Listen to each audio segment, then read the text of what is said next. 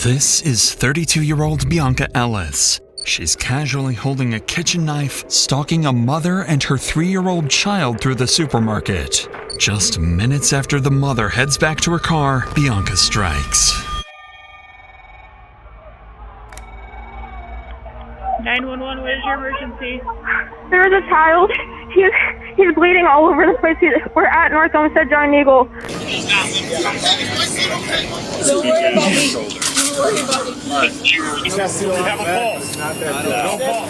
They collapsed over here, and the lady just continued to walk off. By the time officers reached the scene, it was already too late for the victims, and Bionca was on her way to kill again.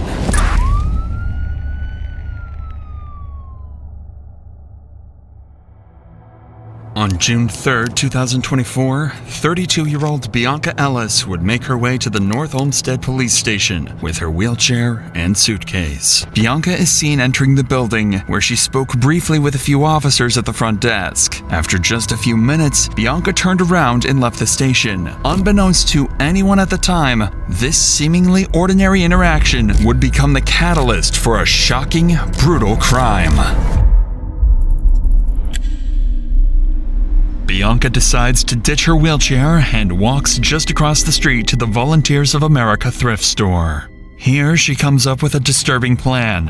Bionca walks to the kitchen aisle, straight for the knives. She looks through them all before she picks one up, steals it, and heads for the exit. A staff member at the thrift store even sees Bionca trying to leave, directs her to the exit, and opens the door to let her downstairs. Somehow, no one notices what Bionca has done or what she is holding.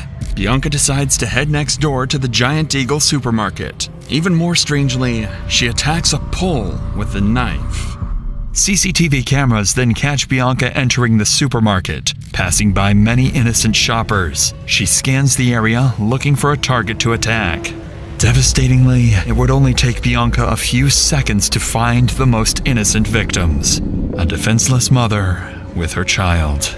Unfortunately, still, nobody had noticed Bionca holding the knife as she closely followed the family outside and into the car park.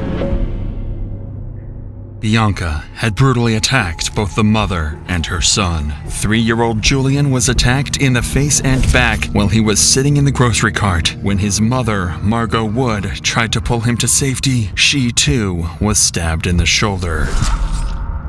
People in the parking lot heard the commotion and screams, and soon 911 calls began pouring in. 911, what is your emergency? There is a child. He's bleeding all over the place. We're at North Olmsted Giant Eagle. There's a lady with a knife stabbing somebody in the north. Where? The Giant Eagle. Someone just stabbed a kid and a lady in the parking lot. Officers rushed to the scene to save the victims and stop Bionca from escaping. The scene was pure chaos, with people watching on in horror as police and ambulances arrived.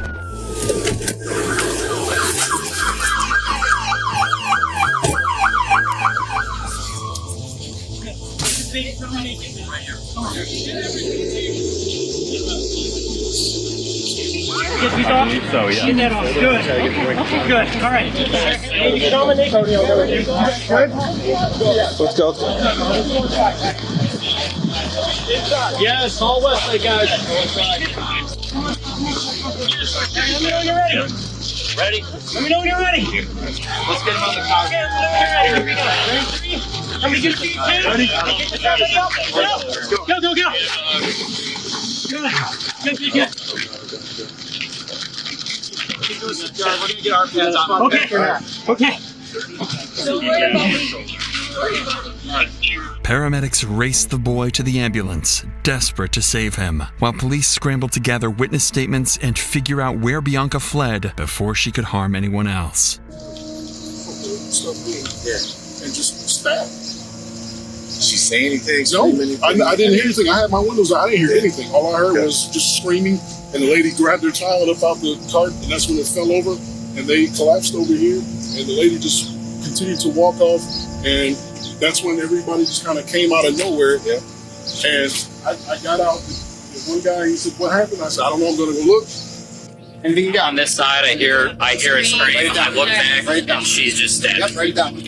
sir? Do you have anything to do with this? I just saw a little bit of it. Come on over here.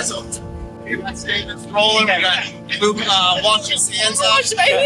We have him grabbing his camera. We got to secure this area right now.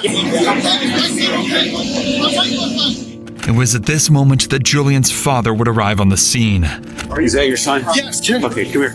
We're gonna have somebody take you to the hospital. All right? Okay, we're gonna have you take you to the hospital. All right? After the brutal attack, Bionca would flee the scene, but she wouldn't get far. One witness followed her briefly and saw where she went. He passed the information to police, helping them close in before she could get away. Hey, where'd that female go? Do you guys have a stabbing at all?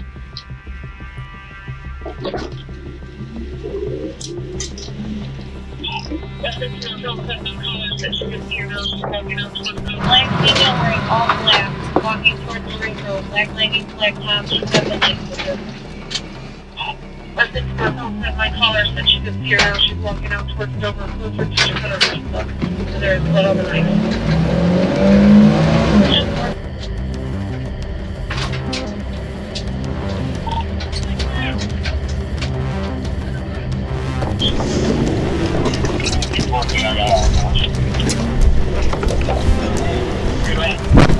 Lay down flat on the ground. Lay down flat on the ground. Arms over side.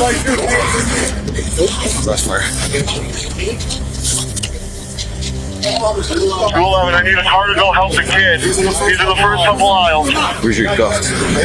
Get custody. Who's that cuffs? Hold on. There's an email that you have. She's in the first 3 rows, farthest north. Copy. You gotta get her up. That's right there. 5217, I'm out. We're gonna lift you up, Yeah, okay? we're Stand up, okay? 1, 2, 3, stand up. Please. Stand up. Come on. En route. 14's en route, exit. All right, let's put her back in the Hang on. car. I'm gonna check her right here. Let's go, Johnny. Go. Okay. Fires and dispatch. Walk it back this way. 52 LO3, I got 3 units.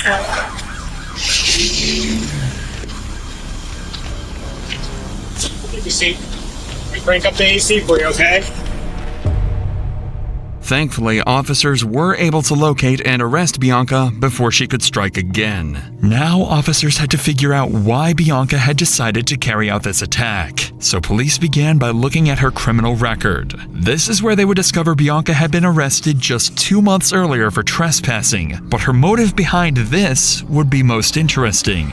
On March 25th, 2024, Bionca refused to leave a hotel after failing to pay for a room. She later told police that she had done it intentionally, explaining that she had nowhere else to sleep and would rather go to jail. Can I go to go to prison, cause I don't have nowhere to go.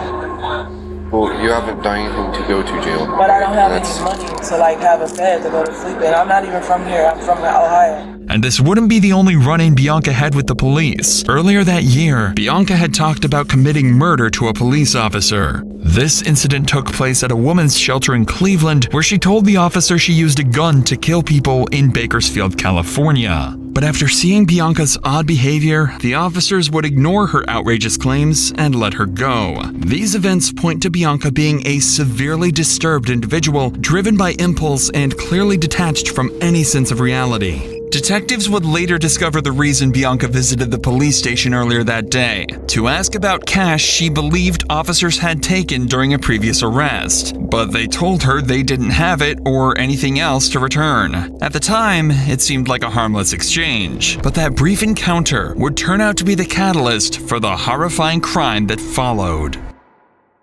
As for Bionca's victims, 3-year-old Julian would tragically succumb to his injuries after being rushed to the hospital. His mother was severely injured, but ultimately made a full recovery. This seemingly random act of violence claimed the life of an innocent child and left his family traumatized. Bionca was arrested and taken into custody. She faces 10 felony charges for the homicide, but was ruled incompetent to stand trial. Ellis's attorneys pointed to her strange behavior in court and said her mental state made her unable to participate in her defense. Bianca was ruled unfit for trial and ordered to receive treatment and take medication. In February of this year, both prosecutors and defense lawyers agreed the treatment was working, allowing the case to move forward. The trial for Ellis is scheduled to begin July 14th. Prosecutors say Ellis could face the death penalty, but they're still reviewing the case and haven't decided her fate yet.